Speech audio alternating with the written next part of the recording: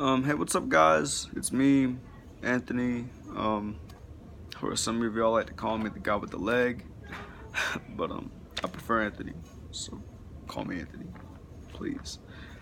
But I just wanted to say, I appreciate um all the work that I've been able to do for you guys, and I appreciate being able to hang out with you guys for a little bit, and I hope I made an impact on at least one of your guys' life. Um. It was a great experience for me, and it was a privilege and it was an honor um to work with y'all. So I just want to thank y'all for that. But today I'm gonna be giving you guys some advice about a really serious topic that touches deep down to me, touches my heart. I got two slides here. Now they're both they both kind of touch on the same topic. One of them has a little bit more that I'll touch on later. But let's start. So this first one says, I've gotten bullied before. They said mean things about me. Much of the time, they were not true about me. I also saw a student bully another student because they could not speak English. And this next one of my BFFs is getting picked on just because of her personality and because she can't really talk in English and she can't really read in English. Let me just say right off the bat, that hurts me when I hear that. That truly does hurt me. Let me tell you guys a story. When I was your guys' age, I was 11 years old. I think I was going into 5th grade because it was summertime. Or maybe I was 10. I was going into 5th grade, so I was about 10 or 11.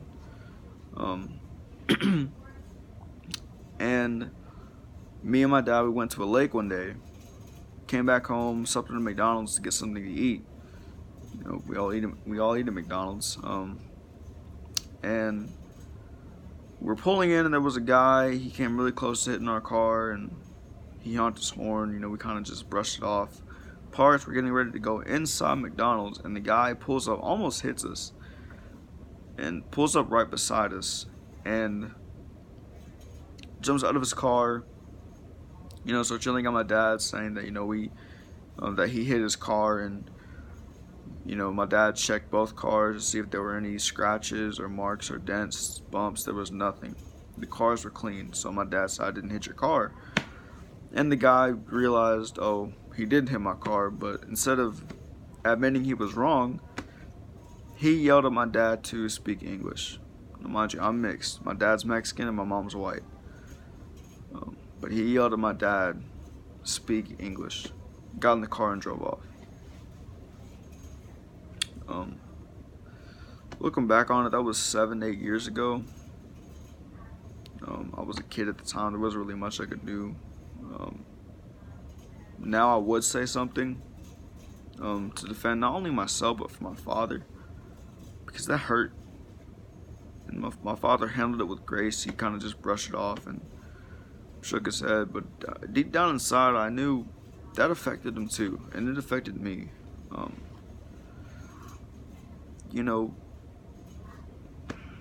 Making fun of a kid who doesn't speak English that well or can't read English that well it's low. It's honestly just a really low thing to do. Because at the end of the day, they're trying as hard as they can to better themselves and better their life. Speaking 2 languages is a great honor to have, and if someone can speak both English and Spanish, they're smarter than anybody who can only speak 1 language, and that's a proven fact.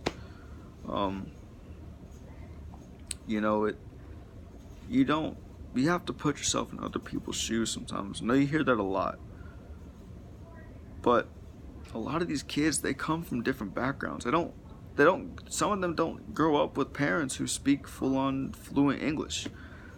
They may only have parents who only have spoken Spanish. And they're in ESL class for a reason. They're in ESL because they're trying to better themselves so that not only can not only are they doing it for themselves, they want to speak English. Trust me, they want to speak English. They want to read well in English. They're doing it for you too. Even the ones who are making fun of them for it, they're doing it for you too. Because they're trying to get you to, number one, to like them. But number two, they want to impress you, and they want to prove you wrong. They want to prove to you that they can speak and read in English. Again, it's kind of like going to the gym. It's kind of like going to the gym. Say 2019 just started. It's New Year, and you make a New Year's resolution to go to the gym. And you go. Let's say you might be a little bit overweight, and you want to lose some weight. So you start going to the gym, and you're working out, and it's hard for you because you never worked out before really in your life, and you're, lifting weights, running on the treadmill, doing what you can, and you're struggling because it's hard work. And there are people all over the gym sitting there laughing at you for trying to better yourself. That's what making fun of someone who can't read or speak in English is like. Because they're trying to better themselves. ESL class is their gym. And they're going there, whenever they go, they're going there to learn how to speak English better, read English better for you. For themselves, for you, for society. You can't knock on someone for that. And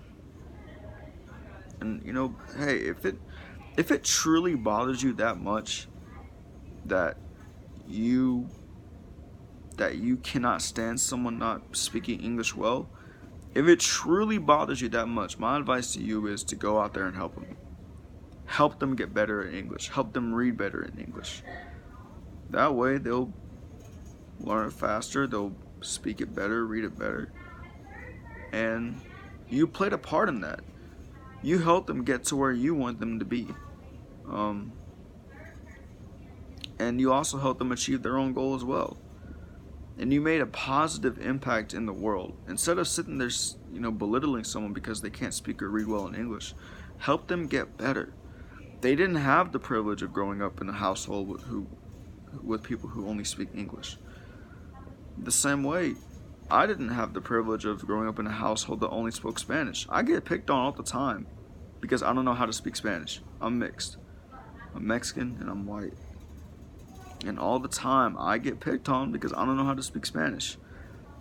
Now, does it affect me as much? Not really. But I mean, I would love to speak Spanish. I would have loved to grow up maybe with my dad and have that opportunity, but ever since elementary school, your guys' age, I've been getting picked on because I don't know how to speak Spanish. And I would be called things like a fake Mexican, and I'm always generalized as white. But in reality, I'm mixed. I have two cultures that I gotta balance back and forth, and I love learning about two of my cultures. I really do. Diversity is key. You guys are the most diverse school in the county. That's a privilege to have. You're growing up around so many different cultures and so many different people. When you get to art, that could change. You might end up in classes and in places where you feel like you don't even belong, and that's how I felt. I ended up with a group that just, it wasn't St. Stephen's Elementary kids. It wasn't my people. It wasn't who I grew up with. And it was a rough experience. It really was. Now it gets better, but going straight into middle school and having that snap of reality that just hits you, you're like, whoa. There are people, I already knew there were people different from me, but there are people that are a lot more different than me. Embrace your diversity and enjoy it while you have it, because it's not going to be there forever. The Snow Creek, Clyde Campbell, and Webb Emory, they're not like St. Stephen's. You guys are lucky to be as diverse as you are, and it's a beautiful thing. Diversity is great. Don't tear down your diversity. Don't divide yourselves. Stay together. Your 5th grade class is like a family. You're going to graduate with these other kids. Don't divide yourself.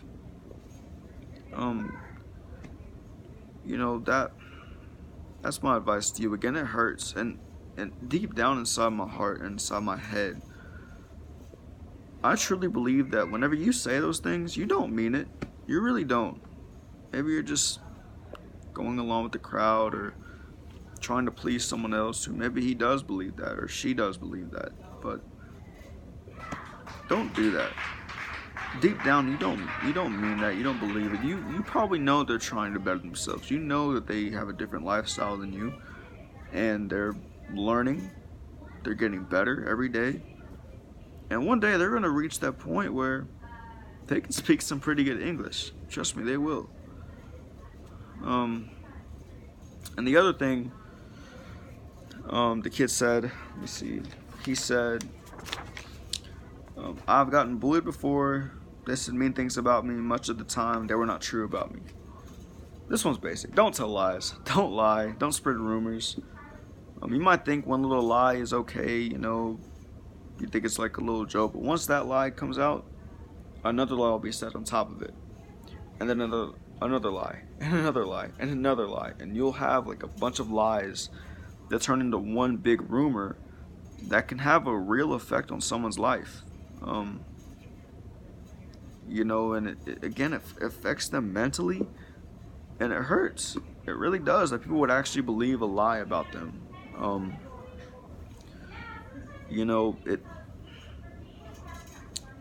Kids go home. Some of you may go home today and look at yourself in the mirror and you may lie to yourself. I've lied to myself before. You may call yourself stupid and ugly and dumb. You can't believe those things about yourself. You can't. We're all uniquely beautiful in our own way. We're all uniquely smart in our own way. And that's what makes us great. Again, you can't knock yourself down for things you can't control. You are who you are. And you can't. Some of these kids, if you're telling lies about them, they'll start to believe it themselves. And they'll go home and again, they'll call themselves those things. And they'll start believing that. And that can really break down someone's mental health. That can really break them down. And they may start to believe that they won't be anything in life. And that's a horrible thing to put somebody through. It really is. Just don't lie. Don't spread rumors. Be truthful to yourself. Be truthful to others. Honesty is great. It really is. Telling the truth is probably the best thing you could do in life. Other than be kind, period. But tell the truth.